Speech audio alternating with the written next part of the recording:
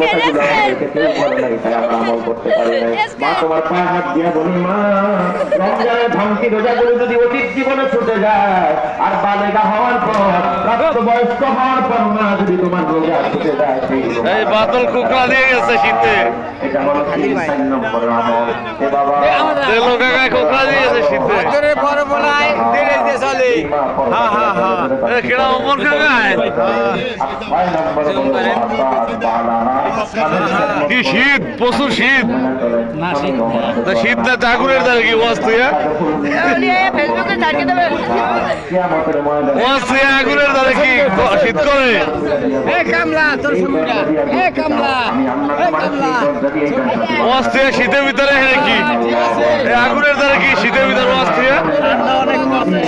হ্যাঁ শীত করে, এই কারণে এই ওয়াজ তুই আগুনের কাছে দাঁড়াইছেন। ভিতরে যাবেন না, খানা দেওয়ার সময় তোমার এই বেড়া হেরে কি? এই বেড়া হেরে কি? এই ওয়াজ তুই আগুনের দ্বারা কি? এই ওয়াজ তুই আগুনের দ্বারা কি?